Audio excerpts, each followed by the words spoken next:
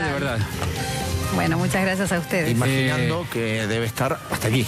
Sí, tenemos mucho trabajo, Sí. pero bueno, ahí estamos, contentos de poder hacernos cargo de nuestras responsabilidades y con, obviamente, las tensiones del caso, ¿no? Porque no son sencillas las tareas que uno tiene que llevar adelante, pero bueno. ¿Cuáles son las responsabilidades del gobierno en este caso de los 3 fugados? Mira, primero me parece que lo que hay que dejar bien sentado cada vez que hablamos de esto es que lo que estamos viendo es patente lo que nos deja un gobierno, ¿no? Primero, o sea, porque, a ver, no hace un mes que tenemos en este momento la gestión de la provincia de Buenos Aires en nuestras manos. 4 semanas hoy. Exacto, y la verdad es que creo que esto hay que marcarlo, porque toda esta situación de no tener fuerzas de seguridad que puedan responder de manera eficaz y eficiente a una situación como esta, y además un sistema penitenciario que también, ¿no?, tiene estas debilidades o estas complicidades enormes con el narcotráfico. Bueno, son situaciones que se han ido produciendo en el último gobierno por, en algunos casos desidia, en otros casos complicidad también de funcionarios del gobierno. Entonces, esto lo tenemos que dejar en claro porque si no pareciera como que en algunos casos se pretende tirar toda la responsabilidad a una gobernadora que hace menos de un mes que está en funciones. Por supuesto que la preocupación del gobierno de la provincia y del gobierno nacional acompañando al gobierno de la provincia es enorme y estamos todos atrás de una situación que queremos resolver, por supuesto. Pero contamos con los elementos y los instrumentos y las herramientas que nos dejó un gobierno al que no le importaron estas cosas. Entonces esto también tiene que quedar muy en claro. Por eso para mí es tan importante acompañar ahora a un gobierno con una gobernadora que se pone valientemente y de manera corajuda a pelear de frente con este flagelo del narcotráfico como nunca antes lo habíamos visto. Ahora, ¿este episodio usted cree que les modifica la perspectiva que tenían respecto de algunas cosas que habían que cambiar? Es decir, que a lo mejor les hace ver que lo que hay que cambiar es mucho más profundo de lo que ustedes suponían. Yo te diría que no solo en este tema, sino en la mayoría de las cuestiones que tienen que ver con la responsabilidad de Estado, estructuralmente nos hemos encontrado con situaciones mucho más complejas de lo que parece, digamos, desde afuera que uno podría percibir. La verdad es que la gravedad que tienen algunas cuestiones que hacen al funcionamiento del Estado y al brindar los servicios que tiene que brindar el Estado es enorme, es una gravedad muy importante.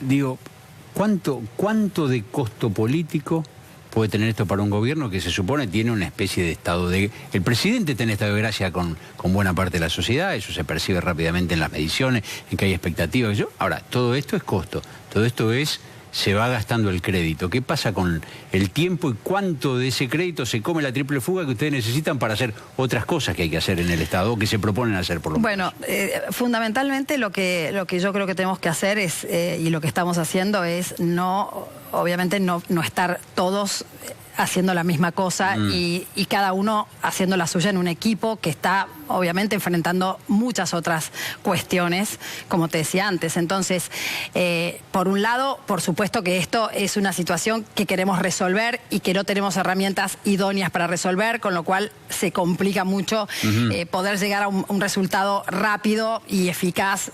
Bueno, eso es claro.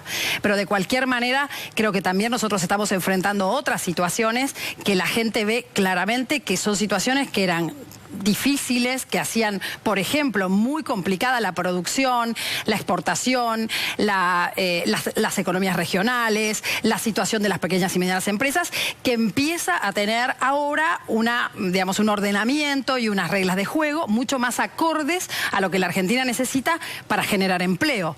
Hace 4 años que no se genera un solo empleo genuino en el sector privado y las reglas de juego que estamos empezando a poner en marcha y que estamos empezando a implementar, le están dando a las economías regionales, a las pymes, al sector agropecuario, un aire que, bueno, que ya empieza a poner a los agentes económicos en otra situación. Entonces, así como tenemos este problema, también estamos resolviendo otros que eran graves y que parecían que iban a hacer una explosión económica, como la cuestión del cepo, y sin embargo se van ordenando de una manera bastante adecuada, ¿no? ¿Cómo ve la evolución de precios precios de los bueno, de primera necesidad. en ese es otro lugar donde estamos poniendo el ojo de manera muy clara, porque nosotros vimos en algunos sectores, en varios sectores, que se apuraron en el gobierno anterior. Además, esto sucedió antes de que nosotros subiéramos o estuviéramos en la gestión, subieron precios que, digamos, con una expectativa de que el dólar no sé a dónde se iba a ir, y el dólar no se fue a ese lugar. Entonces ahora estamos en algunos sectores logrando que se vaya un poquito para atrás, como el sector de laboratorios, en algunos sectores alimenticios, en otros diciendo, si se sigue aumentando, abriremos la importación de ese sector de manera tal de generar una competencia que baje los precios, y esto, por supuesto, digamos, genera también un freno en algunos empresarios que están queriendo aumentar precios. Así que esa es otra de las tareas muy importantes que tenemos en este momento, a la cual el equipo económico y todo el gabinete que hace a ese sector se está, digamos, se está ocupando, ¿no? Ahora, dígame, ¿usted cómo lleva un mes el gobierno, no? Seguramente usted hará un balance, digo, y sacando el caso que estuvimos hablando de la triple fuga, ¿qué fue lo que no le gustó de este primer mes, y qué fue aquello que usted dice, bueno, esto acá me parece que lo hicimos muy bien, por aquí caminamos bien, por aquí no caminamos bien? Yo creo que en general podría decir que, a ver, yo me siento muy orgullosa de lo que venimos haciendo, primero porque hay un equipo que está trabajando de una manera absolutamente abnegada, te diría. O sea, acá no hay gente que se toma fines de semana, no hay gente que prácticamente se vaya antes de las 10 de la noche o de las 11 de la noche a la casa.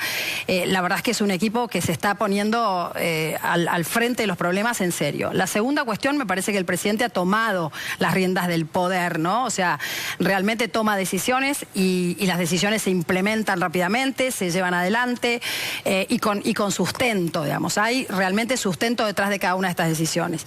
Y la tercera cuestión que me parece que es importante es que se resuelven problemas que parecían, como decíamos lo del cepo, ¿no? Que parecían que, porque ahora como se resolvió más o menos bien, parece que, bueno, nos olvidamos de ese tema, pero como decíamos con el ministro de Economía, Alfonso Pratgay, no dejemos de valorar que esa situación costó mucho trabajo para ponerla en caja, y se puso en caja de una manera muy razonable. Entonces, creo que la relación con la sociedad es distinta. El presidente abre el juego, es un presidente y todo un equipo que se relaciona con los distintos sectores de la sociedad, tratando de que seamos todos socios de una Argentina que tiene que ir para adelante y que, digamos, que tiene que tomar las diferencias y las divergencias como una riqueza para que el país vaya adelante. La relación con el mundo, que ya tiene otro cariz totalmente distinto. Los países están muy expectantes y con muy buena predisposición. Hoy el presidente estuvo con Tabaré, con el presidente uruguayo, y él me decía, recién yo le pregunté cómo le había ido, y me decía, realmente Tabaré no podía creer la facilidad con la que se resolvieron 3 o 4 problemas que él le presentó, porque eran buenos para los dos países. Entonces, realmente hay otra vocación y otra mirada de los países a la Argentina. Entonces, yo creo que estamos en un muy buen camino. Si te diría ¿qué podríamos corregir? Agrio, yo creo que una de las cosas que podríamos haber planteado por ahí con más plafón político, con un trabajo previo político mejor realizado, fue el tema de la Corte. Digamos, me parece que ese es un tema que podríamos haber, digamos, trabajado y dialogado mejor con los sectores políticos, que de alguna manera, con los sectores políticos opositores y por ahí aliados al gobierno, pero que tampoco estaban muy enterados de lo que íbamos a hacer, que de alguna manera reconocieron siempre que estos dos candidatos son unos excelentes candidatos a la Corte, y no tuvieron ninguna crítica de ningún lado, ¿no? Alguno dice, bueno, de los errores se aprende, ¿o no?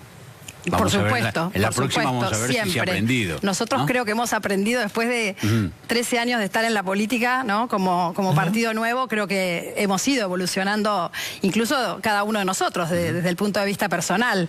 Y eso, por supuesto, también se ve en el equipo.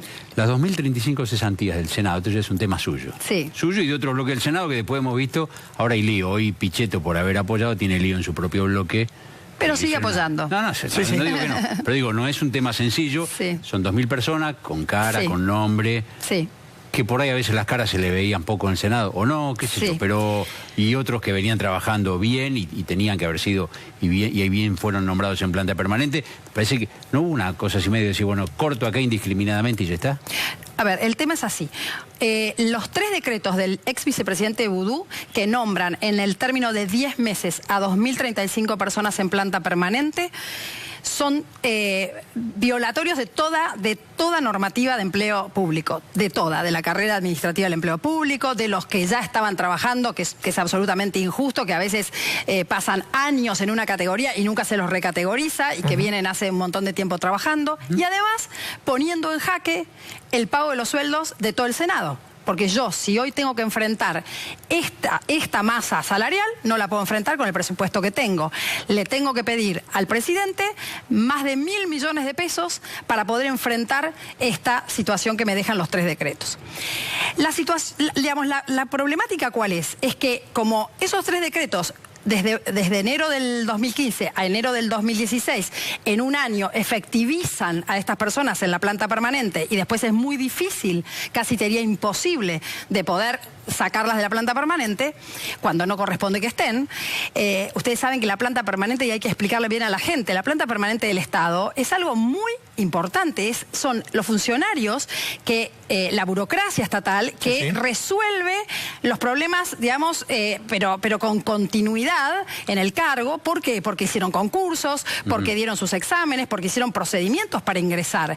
¿Y cómo se entra a la planta permanente? Cuando sale alguien, porque si no, la planta se va aumentando y llega un momento en que los presupuestos de los organismos terminan siendo solo salarios. Entonces yo después no puedo arreglar el edificio, el Ministerio de Educación no puede hacer escuelas, el Ministerio de Salud no puede mantener los hospitales. ¿Cuántos salarios del Senado? Más del 90% en este momento. ¿Del presupuesto? Sí, si yo le hiciera caso a estos tres decretos, es más del 100%, porque tengo que pedir plata. Entonces, ante esta situación, lo que tenemos que hacer es lograr que esta gente no se efectivice en el empleo, porque si no después tenemos esta dificultad. Y por eso es que tomamos esta medida de los 2035 en conjunto. Toda esa planta era planta política. Toda esa planta debería haberse ido con los senadores o con los funcionarios políticos que entraron en su momento al Senado. Hay una planta transitoria que es política, que entra con los políticos al Estado y se va con los políticos. Debería irse con los políticos. Exactamente. ¿Qué hemos hecho en estos últimos años? Y ya venimos, yo creo que esto ha ido, digamos, agravándose en los últimos años, pero venía de hace tiempo. ¿Qué hemos hecho? Cada vez que un político ingresa, deja a sus asesores o parte de sus asesores como planta permanente del Estado. Y entonces estamos en una situación de quiebra de la mayoría de los organismos públicos en términos de presupuesto. Y nos cuesta muchísimo hacer las cosas que tenemos que hacer para llegar a la pobreza cero, para que podamos combatir el narcotráfico y tener fuerzas de seguridad con equipamientos, como decía el propio cronista de ustedes recién, equipamientos adecuados a los casos que tenemos que enfrentar. Entonces, el Estado no puede darse el lujo de convertirse en el lugar donde le damos trabajo a nuestros asesores, o a nuestros militantes, o a nuestros parientes, o a nuestros amigos. El Estado tiene que ser algo muy importante de cuidar, porque es es la entidad que le da a los ciudadanos, con su esfuerzo de pagar los impuestos, la educación, la salud, la seguridad, la justicia. Y si seguimos tratando así el Estado, no lo vamos a poder hacer nunca más. Entonces, creo que esto hay que tomar conciencia. Por supuesto que vamos a mirar después si hay alguna injusticia. De hecho, ya hemos reincorporado a algunas personas que tenían problemas de discapacidad, eran personas con discapacidad y que obviamente son muchísimo más, tienen muchísimo más debilidad y muchísima más problemática para conseguir un empleo y están cumpliendo funciones. Entonces, obviamente que vamos a considerar, e hicimos una comisión revisora para mirar cada caso que pueda tener justificación real. Pero en algunos casos, que esto lo quiero también aclarar, mucha gente dice, bueno, pero esta persona estaba trabajando o pretendía trabajar y no le daban tareas. Es que el problema es que no solo tenemos que tener, una planta permanente que sea capacitada, profesional, con una carrera administrativa que pueda realmente enfrentar con la complejidad que tienen los problemas hoy brindar los servicios a la gente, sino que hay muchas veces que tengo 5 personas para la misma tarea. Y eso, aunque las 5 quieran trabajar, es lo mismo que si yo pongo 4 maestras en un curso. Hay una maestra que tiene que estar frente al curso, no pueden estar 4 por más que las 4 quieran trabajar. Entonces, tenemos que tomar conciencia del problema real que tenemos. A mí, ¿qué más me gustaría que hacerme la distraída con este tema? O sea, qué felicidad sería no tener que enfrentar estas problemáticas y tomar estas decisiones.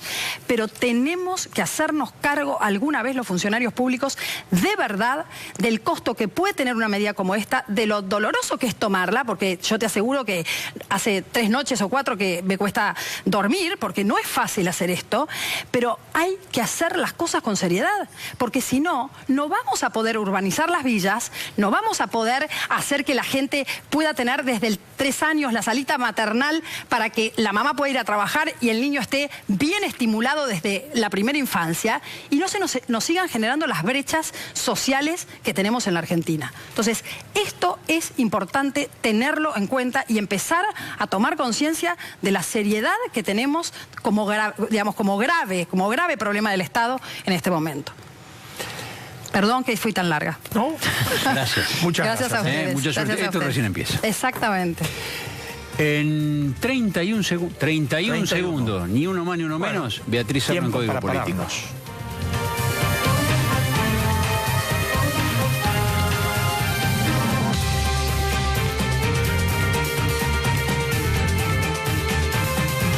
La fuerza del campo es